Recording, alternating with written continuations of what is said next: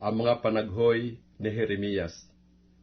Ang mga panaghoy, kabanatang 1. Ano't nakaupong mag-isa ang bayan na puno ng mga tao?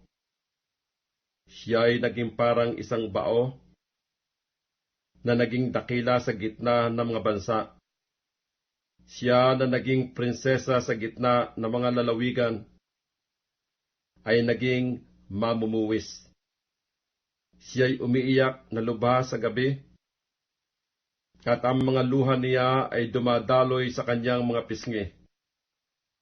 Sa lahat ng mga mangingibig sa kanya ay walang umaliw sa kanya. Ginawan siya ng kataksilan ng lahat ng kanyang mga kaibigan. Sila'y naging kaniyang mga kaaway.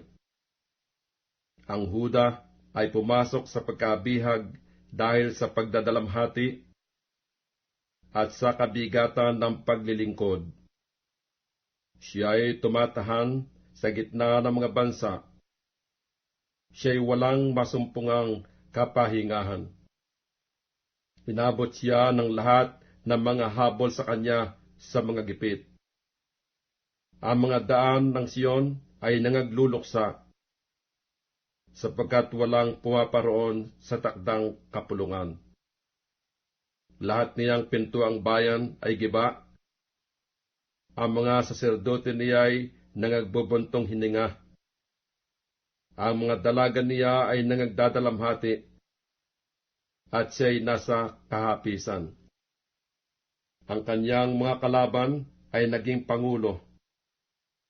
Ang kaniyang mga kaaway ay nagsisiginhawa, sapagkat pinagdadalamhati siya ng Panginoon dahil sa karamihan ng kaniyang mga pagsalansang. Ang kaniyang mga batang anak ay pumasok sa pagkabihag sa harap ng kalaban, at nawala ang buong kamahalan ng anak na babae ng Siyon. Ang kaniyang mga prinsipe ay naging parang mga usa na hindi makasumpong ng pastulan, at nagsiyaong walang lakas sa harap ng mga habol. Naaalaala ng Jerusalem sa kaarawan ng kanyang pagdadalamhati at ng kanyang mga karalitaan ang lahat niyang naging maligayang bagay na mga kaarawan ng una. Nang mahulog ang kanyang bayan sa kamay ng kalaban, at walang sumaklolo sa kanya. Nakita siya ng mga kalaban, tinuyan nila ang kaniyang mga pagkasira.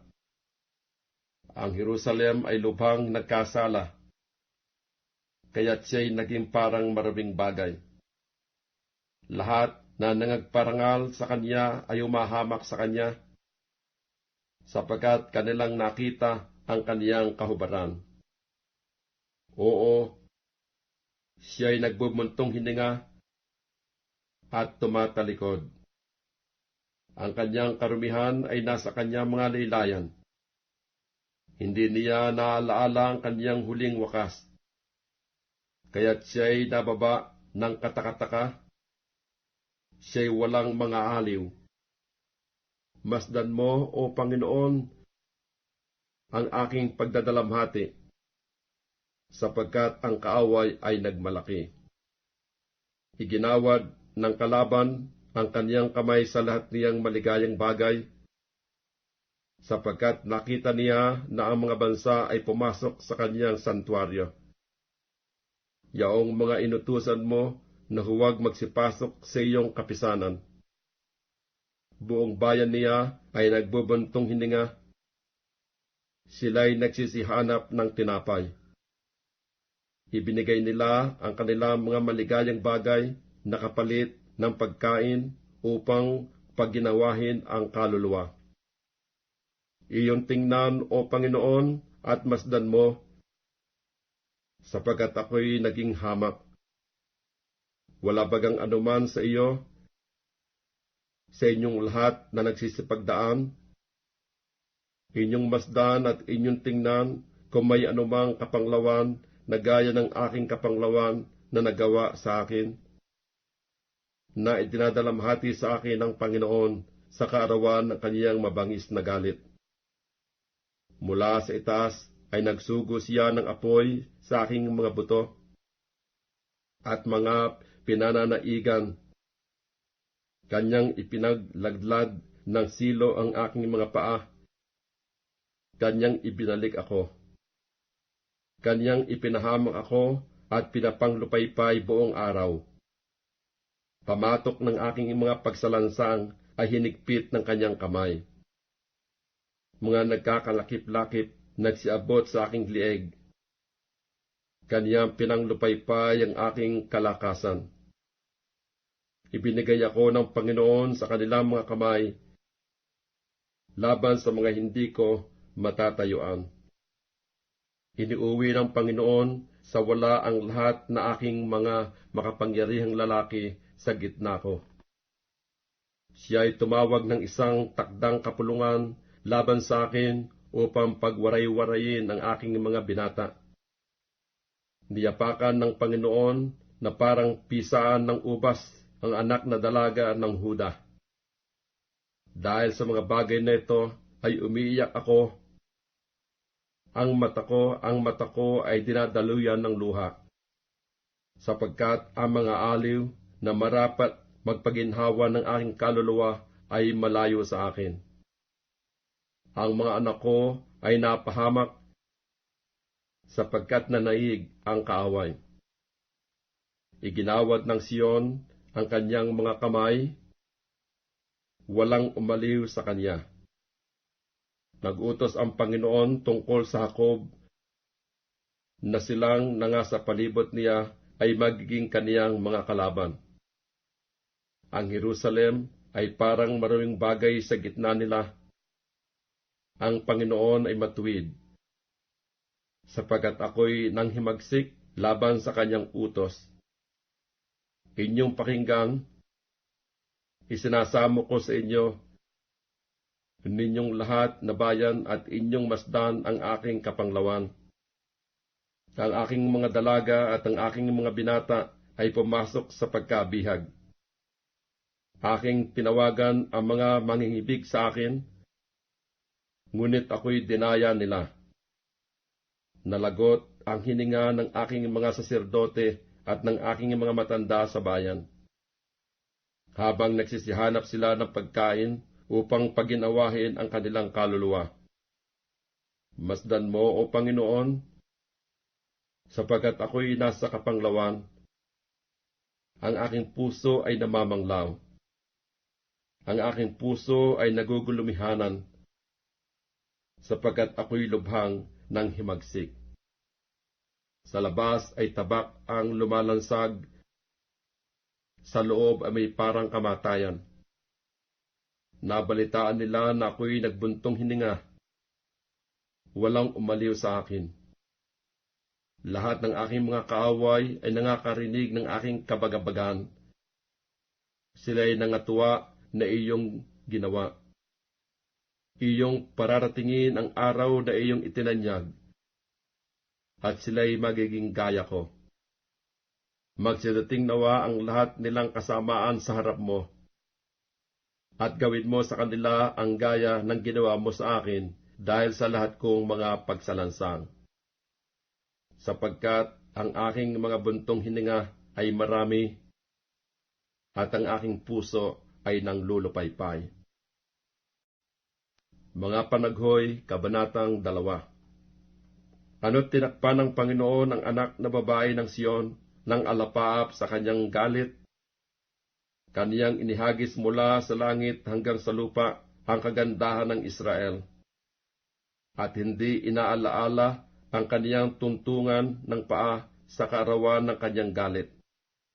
Nilamon ng Panginoon ang lahat na tahanan ng Jacob, at siya'y hindi naawa.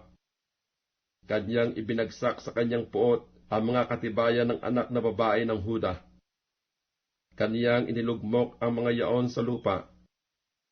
Kanyang ipinahamak ang kaharian at ang mga prinsipe niyaon. Kaniyang inihiwalay sa pamagitan ng mabangis na galit ang buong sungay ng Israel.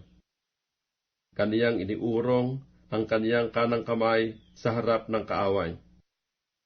At kaniyang sinilaban ang Jacob na parang maalab na apoy na namumugnaw sa palibot. Kanyang iniakma ang kanyang busog na parang kaaway. Kanyang niamba ang kanyang kanan na parang kalaban. At pinatay ang lahat na maligaya sa mata. Sa tolda ng anak na babae ng Siyon ay kanyang ibinuhos ang kanyang kapusukan na parang apoy. Ang Panginoon ay naging parang kaaway. Kanyang nilamon ang Israel. Kanyang nilamon ang lahat niyang palasyo. Kanyang iginiba ang kaniyang mga katibayan. At kaniyang pinarami sa anak na babae ng Huda ang panangis at panaghoy. At kanyang inalis na may karahasan ang tabernakulo niya na gaya ng nasa halamanan. Kanyang sinira ang kanyang mga dako ng kapulungan. Ipinalimot ng Panginoon ang takdang kapulungan at sabat sa Siyon, at hinamak sa pag-iinit ng kanyang galit ang hari at ang saserdote. Iniwasak ng Panginoon ang kanyang dambana. Kanyang kinayamutan ang kanyang santuaryo. Kanyang ibinigay sa kamay ng kaaway ang mga pader ng kanyang mga palasyo. Sila'y nangag-ingay sa bahay ng Panginoon na parang kaarawan ng takdang kapulungan. Ipinasya ng Panginoon na gibain ang kuta ng anak na babae ng Siyon. Kanyang iniladlad ang lubid. Hindi niya iniurong ang kanyang kamay sa pagiba. At kaniyang pinapanaghoy ang muog at ang kuta. Nanganglulupaypay kapwa. Ang kaniyang mga pintuang bayan ay nangabaon sa lupa. Kaniyang giniba at nasira ang kaniyang mga halang. Ang kaniyang hari at ang kaniyang mga prinsipe ay nanga sa gitna ng mga bansa na hindi kinaroroonan ng kautusan. Oo, ang kaniyang mga propeta ay hindi nangakasusumpong ng pangitaing mula sa Panginoon. Ang mga matanda ng anak na babae ng Siyon ay nangauupo sa lupa. Sila'y nagsisitahimik. Sila'y nangagsabog ng alabok sa kanilang mga ulo. Sila'y nangagbigkis ng kayong magaspang. Itinungo ng mga dalaga sa Jerusalem ang kanilang mga ulo sa lupa. Pinangangalumata ng mga luha ang aking mga mata. Namamanglaw ang aking puso. Ako'y lubhang nahahapis dahil sa pagkapahamak ng anak na babae ng aking bayan. Dahil sa mga bata at ang mga pasusuhin ay nangaglulupaypay sa mga lansangan ng bayan. Kanilang sinasabi sa kanilang mga ina, saan nandoon ang trigo at alak, pagka sila'y nanganglulupaypay na parang sugatan sa mga lansangan sa bayan. Pagka ang kanilang kaluluwa ay nanglulupaypay sa kandungan ng kanilang mga ina. Ano ang aking patutuhanan sa iyo? Sa ano kita iwawangis, o anak na babae ng Jerusalem? Ano ang ihahalintulad ko sa iyo upang maaliw kita, o anak na dalaga ng Siyon? Sapagkat ang iyong sira ay malaking parang dagat. Sino makapagpapagaling sa iyo? Ang iyong mga propeta ay nakakita para sa iyo ng mga pangitain na walang kabuluhan at kamangmangan. At hindi nila inilitaw ang iyong kasamaan upang bawiin ang iyong pagkabihag, kundi nakarinig para sa iyo ng mga hulang walang kabuluhan at mga kadahilanan ng pagkatapon. Lahat na nangagdaraan ay ipinapalakpak ang kanilang kamay sa iyo. Sila'y nagsisisutsut at iginagalaw ang kanilang ulo sa anak na babae ng Jerusalem na sinasabi, ito baga ang bayan na tinatawag ng mga tao ang kasakdalan ng kagandahan, ang kagalakan ng buong lupa? Ibinukang maluwang ng lahat mong kaaway ang kanilang bibig laban sa iyo. Sila'y nagsisisutsot at nagsisipangalit ng ngipin. Kanilang sinasabi, aming nilamon siya. Tunay na ito ang kaarawan na aming hinihintay, aming nasumpungan, aming nakita. Ginawa ng Panginoon ang kanyang ipinasya, kanyang tinupad ang kanyang salita na kanyang iniutos ng mga kaarawan ng una. Kanyang ibinagsak at hindi naawa, at kanyang pinapagkatuwa sa iyo ang kaaway. Kanyang pinataas ang sungay ng iyong mga kalaban. Ang kanilang puso ay nagsisidaing sa Panginoon. O kuta ng anak na babae ng Siyon, dumaloy ang mga luha na parang ilog araw at gabi. Huwag kang magpahinga. Huwag kang maglikat ang itim ng iyong mata. Bumangon ka, humiyaw ka sa gabi, sa pasimula ng mga pagpupuyat. Ibuhos mo ang iyong puso na parang tubig sa harap ng mukha ng Panginoon. Igawad mo ang iyong mga kamay sa Kanya dahil sa buhay ng iyong mga batang anak, na nanglulupaypay sa gutom sa dulo ng lahat na lansangan. Tingnan mo, O Panginoon, at masdan mo kung kanino mo ginawa ang ganito. Kakanin baga ng mga babae ang kanilang ipinanganak, ang mga anak na kinakalong sa mga kamay? Papatayin baga ang saserdote at ang propeta sa santuaryo ng Panginoon? Ang binata at ang matanda ay humihiga sa lupa sa mga lansangan. Ang aking mga dalaga at ang aking mga binata ay nangabawal sa tabak. Iyong pinatay sila sa kaarawan ng iyong galit. Iyong pinatay at hindi ka naawa. Tinawag mo, gaya ng sa kaarawan ng takdang kapulungan, ang aking mga kakilabutan ay sa bawat dako. At walang nakatanan o nalabi sa kaarawan ng galit ng Panginoon. Yaong aking mga kinalong at pinalaki ay nilipol ng aking kaaway. Mga Panaghoy, Kabanatang 3. Ako ang tao na nakakita ng pagdadalamhati sa pamalo ng iyong puot. Ako'y kaniyang pinatnubayan at pinalakad sa kadiliman, at hindi sa liwanag. Tunay na laban sa akin ay kaniyang iginalaw ang kanyang kamay na mulit-muli buong araw. Ang aking laman at aking balat ay pinatanda niya. Kanyang binali ang aking mga buto. Ako'y kinalaban niya at kinulong ako ng hirap at pagdaramdam. Kanyang pinatahan ako sa mga madilim na dako, gaya na nangamatay ng malaon.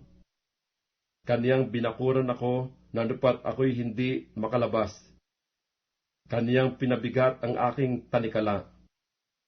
Oo, pagka ako'y dumadaing at humihinging tulong, Kaniyang pinagsasarhan ang aking daing. Kaniyang binakuran ng aking mga daan ng tinabas na bato. Kaniyang iniliko ang aking mga landas. Siya ay parang oso na nag-aabang sa akin, parang leon sa mga kubling dako. Kaniyang iniligaw ang aking mga lakad, at ako'y pinagwaray-waray niya. Kaniyang pinahamak ako. Kaniyang iniakma ang kanyang busog, at ginawa kong pinakatanda sa pana. Ang mga pana ng kaniyang lalagyan ng pana ay kaniyang isinaksak sa aking mga bato ng katawan. Ako'y naging kakutyaan sa aking buong bayan, at kanilang awit buong araw. Kaniyang pinuspos ako ng kapanglawan, kaniyang sinuya ako ng ahenho. Kaniya namang biningot ang aking mga ngipin ng mga maliliit na graba. Kanyang tinabunan ako ng mga abo. At iyong inilayo ang aking kaluluwa sa kapayapaan. Ako'y nakalimot ng kaginawahan. At aking sinabi, Ang lakas ko'y nawala at ang aking pag-asa sa Panginoon. Alalahanin mo ang aking pagdadalamhati at ang aking karalitaan, ang ahenho at ng apdo. Ang kaluluwa ko'y naaalaala pa nila at napangumbaba sa loob ko. Ito ang ginugunita ko sa aking pag-iisip, kaya't may pag-asa ako. Sa mga kaawaan nga ng Panginoon ay hindi tayo nalipol, sapagkat ang kanyang mga habag ay hindi nauubos. Ang mga yao'y bago tuwing umaga, dakila ang iyong pagtatapat. Ang Panginoon ay aking bahagi, sabi ng aking kaluluwa, kahit ako'y aasa sa Kanya. Ang Panginoon ay mabuti sa kanya na nangaghihintay sa Kanya, sa kaluluwa na umahanap sa Kanya. Mabuti nga na ang tao ay umasa at maghintay na tahimik sa pagliligtas ng Panginoon. Mabuti nga sa tao na magpasan ng pamatok sa kanyang kabataan.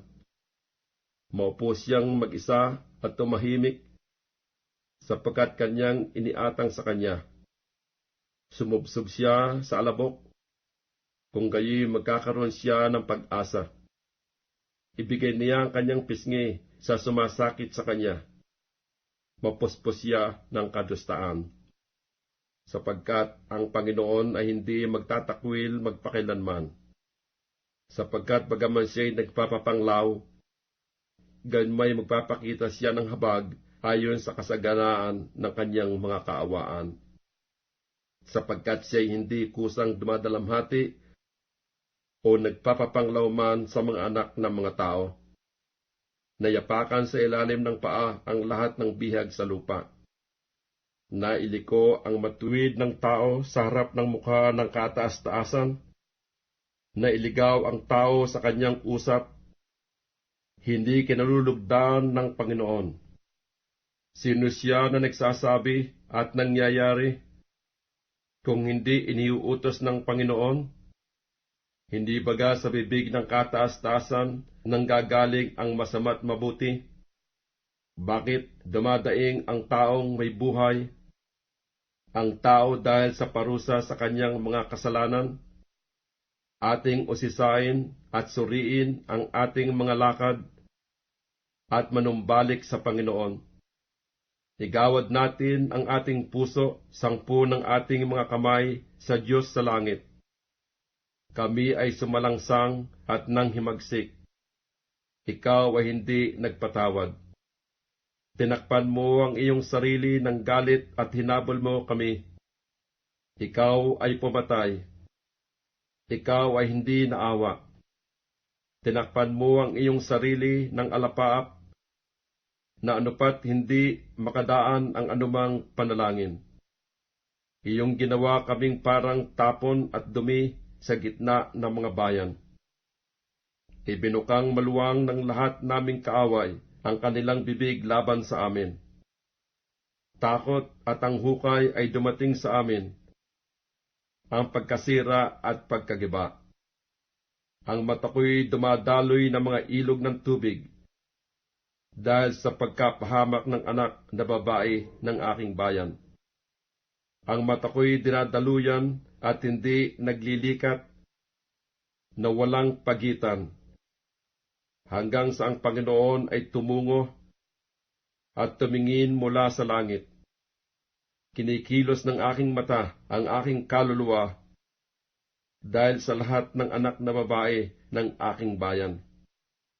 Luba nila akong hinahabol na parang ibon, na mga kaaway kong walang kadahilanan. Kanilang pinaikli ang aking buhay sa bilangguan at hinagis ako ng bato. Tubig ay nagsisihuho sa aking ulo. Aking sinabi, ako'y nahiwalay. Ako'y tumawag sa iyong pangalan, O Panginoon, mula sa kabababaang hukay. Iyong dininig ang aking tinig. Huwag mong ikubli ang iyong pakinig sa aking hingal, sa aking daing. Ikaw ay lumapit sa araw na ako'y tumawag sa iyo. iyong sinabi, huwag kang matakot. O Panginoon, iyong ipinagsanggalang ang mga usap ng aking kaluluwa. Iyong tinubos ang aking buhay. O Panginoon, iyong nakita ang aking pagkakamali. Hatulan mo ang aking usap. Iyong nakita ang lahat nilang paghihiganti at ang lahat nilang pasya laban sa akin.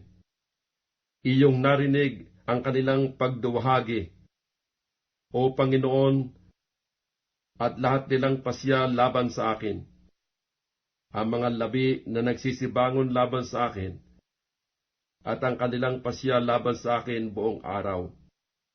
Masdan mo ang kanilang pag-upo at ang kanilang pagtayo. Ako ang kanilang awit. Ikaw ay magbibigay sa kanila ng kagantihan, O Panginoon, ayon sa gawa ng kanilang mga kamay. Iyong papagmatigasin ang kanilang puso, ang iyong sumpa sa kanila. Iyong habulin sila sa galit, at iyong lilipunin sila mula sa silong ng langit ng Panginoon.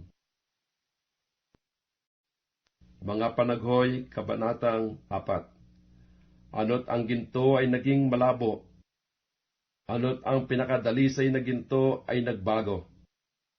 Ang mga bato ng santuaryo ay natapon sa dulo ng lahat na lansangan. Ang mga mahalagang anak ng Siyon, na katulad ng dalisay na ginto, ano't pinahahalagahan na waring mga sisidlang lupa, na gawa ng mga kamay na magpapalyok. Maging ang mga tsakal ay naglalabas ng suso, na nagpapasuso sa kanilang mga anak. Ang anak na babae ng aking bayan ay naging mabagsik, parang mga abestros sa ilang. Ang dila ng sumususong bata ay nadidikit sa ngalangala ng kanyang bibig dahil sa uhaw. Ang mga munting bata ay nagsisihingi ng tinapay, at walang taong magpuputol nito sa kanila. Silang nagsisikaing mainam ay nangahandusay sa mga lansangan. Silang nagsilaki sa matingkad na pula ay nagsisihiga sa mga tapunan ng dumi. Sapagkat ang kasamaan ng anak na babae ng aking bayan ay lalong malaki kaysa kasalanan ng Sodoma, na nagiba sa isang sandali at walang mga kamay na humawak sa kanya. Ang kanyang mga mahal na tao ay lalong malinis kaysa niebe, mga lalong maputi kaysa gatas. Sila ay lalong mapula sa katawan kaysa mga ruby. Ang kanilang kinis ay parang safiro. Ang kanilang anyo ay lalong maitim kaysa uling. Sila hindi makikilala sa mga lansangan. Ang kanilang balat ay naninikit sa kanilang mga buto, natutuyo, nagiging parang tungkod. Silang napatay ng tabak ay maigi kaysa kanila na napatay ng gutom, sapagkat ang mga ito ay nagsisihapay na napapalagpasan dahil sa pangangailangan ng mga bunga sa parang. Ang mga kamay ng mahabaging babae ay nangagluto ng kanilang sariling mga anak, mga naging kanilang pagkain sa pagkapahamak ng anak na babae ng aking bayan. Ginanap ng Panginoon ang kanyang kapusukan, kaniyang ibinugso ang kaniyang mabangis na galit. At siya ay nagpaalab ng apoy sa Siyon, na pumugnaw ng mga patibayan niyaon. Ang mga hari sa lupa ay hindi nanganiwala, o ang lahat mang nananahan sa sanglibutan, na ang kaaway at kalaban ay papasok sa mga pintuang bayan ng Jerusalem. Dahil nga sa mga kasalanan ng kanyang mga propeta at sa mga kasamaan ng kanyang mga saserdote, na nagbubo ng dugo ng mga ganap sa gitna niya. Sila'y nagsisikapa sa mga lansangan na para mga bulag. Sila'y nangagdudumihan ng dugo, na anupat hindi mahipo ng mga tao ang kanilang mga suot. Magsihiwalay kayo. Sila'y nagsisihiyaw sa kanila. Marurumi. Magsihiwalay kayo. Magsihiwalay kayo. Huwag ninyong hipuin. Nang sila'y magsitakas at magsilaboy ay sinabi ng mga tao sa gitna ng mga bansa, hindi na sila nangingibang bayan pa rito. Pinangalat sila ng galit ng Panginoon. Sila'y hindi na niya lilingapin pa. Hindi nila iginagalang ang mga pagkatao ng mga saserdote. Hindi nila pinakukundanganan ang mga matanda. Ang mga mata ay nangangalumata dahil sa aming paghihintay ng walang kabuluhang tulong. Sa aming paghihintay ay nangaghihintay kami sa isang bansa na hindi makapagliligtas. Kanilang inaabangan ang aming mga hakbang upang huwag kaming makayaon sa aming mga lansangan. Ang aming wakas ay malapit na. Ang aming mga karawan ay nangaganap, sapagkat ang aming wakas ay dumating. Ang mga habol sa amin ay lalong maliliksi kaysa mga agila sa himpapawid. Kanilang hinabol kami sa mga bundok. Kanilang binakayan kami sa ilang. Ang hinga ng aming mga butas ng ilong. Ang pinahira ng Panginoon ay nahuli sa kanilang mga hukay. Na siya naming pinagsasabihan, sa kaniyang mga lilim ay mabubuhay kami sa mga bansa. Ikaw ay magalak at matuwa, o anak na babae ng Edom, na tumatahan sa lupain ng Uz. Ang saro ay darating din sa iyo. Ikaw ay malalango at magpapakahubad. Ang parusa sa iyong kasamaan ay naganap, o anak na babae ng Sion. Hindi ka na niya dadalhin pa sa pagkabihag. Kaniyang dadalawin ng iyong kasamaan, o anak na babae ng Edom. Kanyang ililitaw ang iyong mga kasalanan. Mga Panaghoy, Kabanatang 5. Iyong alalahanin, O Panginoon, kung anong dumating sa amin. Iyong masdan at tingnan ang aming pagkadusta. Ang aming mana ay napasa mga taga-ibang lupa. Ang aming mga bahay ay sa mga taga-ibang bayan. Kami ay mga ulila at walang ama. Ang aming mga ina ay para mga bao. Aming ininom ang aming tubig sa halaga ng salapi. Ang aming kahoy ay ipinagbili sa amin. Ang mga habol sa amin ay nanga sa aming mga leeg. Kami ay mga pagod at walang kapahingahan. Kami ay nakapagkamay sa mga taga-Ehipto at sa mga taga-Assyria upang mga busog ng tinapay. Ang aming mga magulang ay nagkasala at wala na. At aming pinasan ang kanilang mga kasamaan. Mga alipin ay nangagpupuno sa amin. Walang magligtas sa amin sa kanilang kamay. Aming tinatamo ang aming tinapay sa pamagitan ng kapahamakan ng aming buhay. Dahil sa tabak sa ilang, ang aming balat ay maitim na parang horno. Dahil sa maningas na init ng kagutom. Kanilang dinahas ang mga babae sa Sion, ang mga dalaga sa mga bayan ng Huda. Ang mga prinsipe ay nangabitin ng kanilang kamay. Ang mga mukha ng mga matanda ay hindi iginagalang. Ang mga binata ay nangagpasan ng gilingan, at ang mga bata ay nangadudulas sa lilim ng kahoy. Ang mga matanda ay wala na sa pintuang bayan. Ang mga binata ay wala na sa kanilang mga tugtugin. Ang kagalakan ng aming puso ay naglikat. Ang aming sayaw ay napalitan ng tangisan. Ang putong ay nahulog mula sa aming ulo. Sa aba namin, sapagkat kami ay nangagkasala. Dahil dito ang aming puso ay nanglulupaypay. Dahil sa mga bagay na ito ay nagdidilim ang aming mga mata. Dahil sa bundok ng Sion na nasira, nilakaran ng mga sora. Ikaw, O Panginoon, na nananatili magpakilanman, ang iyong luklukan ay sa salit-saling lahi. Bakit mo kami nililimot magpakilanman at pinababayaan mo kaming totoong malaon? Manumbalik ka sa amin, O Panginoon, at kami ay manunumbalik. Baguhin mo ang aming mga araw na gaya ng una. Ngunit itinakwil mo kaming lubos.